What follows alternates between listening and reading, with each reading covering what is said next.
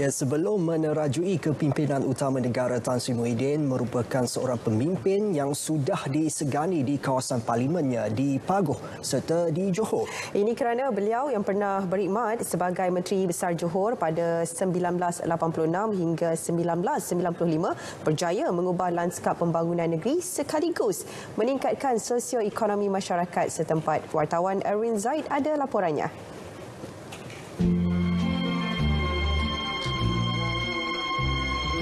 Di peringkat persekutuan, Tan Sri Muhyiddin juga pernah memegang beberapa portfolio penting sepanjang karirnya seperti Menteri Belia dan Sukan, Menteri Pendidikan, Menteri Dalam Negeri dan Timbalan Perdana Menteri. Sepanjang menyandang portfolio berkenaan, kepribadian beliau yang disifatkan prihatin dan berintegriti mendorong rakyat Pagoh untuk terus berdiri di belakang. Mana beliau ni adalah seorang yang begitu mesra bersama penduduk sama ada kampung, bandar dan juga perkampungan Delta.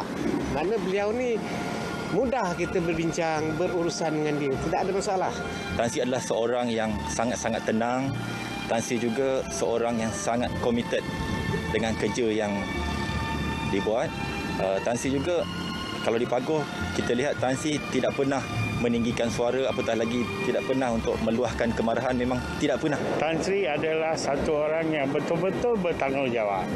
Dan dia cakap jujur dan dia berbaik dengan rakyat di kawasan Parlimen Pagoh lah. Lagi satu, dia rajin membantu orang, membantu rakyat dari segi orang-orang miskin. Selain itu, pembangunan infrastruktur di Pagoh telah mengubah lanskap kawasan tersebut daripada kawasan pertanian kepada salah satu kawasan pendidikan utama dalam negara. Pembangunan Hub Pendidikan Tinggi Pagoh HPTP dimuar pada 2011 melibatkan pembinaan 4 buah institusi pengajian tinggi awam telah memanfaatkan golongan belia tempatan dalam melanjutkan pengajian tinggi. Sebenarnya pembangunan bandar Universiti Pagoh ni adalah sangat pentinglah bagi kami seorang anak muda kerana kami juga memerlukan internet yang kuat dan juga teknologi yang memerlukan pembangunan teknologi yang mapan lah.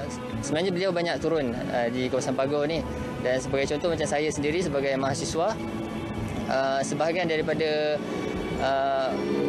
duit untuk perbelanjaan untuk pembelajaran saya telah ditanggung oleh Tan Sri Muhyiddin.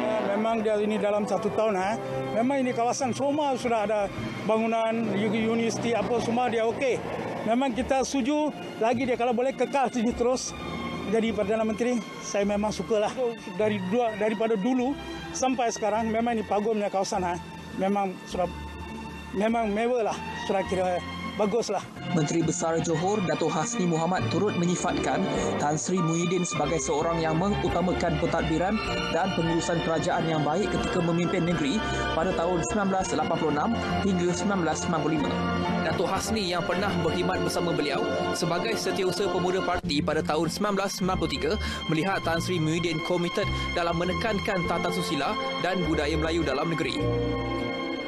Yang Mak Berhormat memang menunjukkan minat yang begitu mendalam. Jadi saya tidak heran kalau hari ini program jaminan bekalan makanan merupakan agenda penting yang Mak Berhormat sebagai Perdana Menteri Malaysia. Jadi sejak 93 sehingga hari ini dah lebih 20 tahun saya berkhidmat bekerja bersama-sama dengan Yang Amat Berhormat Perdana Menteri. Walaupun pada hari ini kita berbeza parti, tetapi saya sebagai Menteri Besar Johor, Yang Amat Berhormat sebagai Perdana Menteri Malaysia, saya dapat merasakan bahawa kelebihan yang ada ialah memahami aspirasi Yang Amat Berhormat yang sentiasa menitik beratkan pencapaian. Penubuhan pemodalan Darul Takzim pada tahun 1994 pula meningkatkan lagi pertumbuhan ekonomi negeri dan mencetus pelbagai pembangunan kawasan perindustrian seperti di Senai Kulai dan Tebrau, Johor Bahru. Dari Paguh hingga ke Putrajaya, itulah ringkasan perjalanan Tan Sri Muhyiddin Yassin daripada beliau menjadi ahli Parlimen Paguh sehingga Perdana Menteri Malaysia yang ke-8. Pembangunan yang dijalankan di kawasan ini seharusnya dijadikan penanda aras kepada kemampuan beliau sebagai seorang pemimpin negara. Erwin Zaid melaporkan untuk Berita RTM.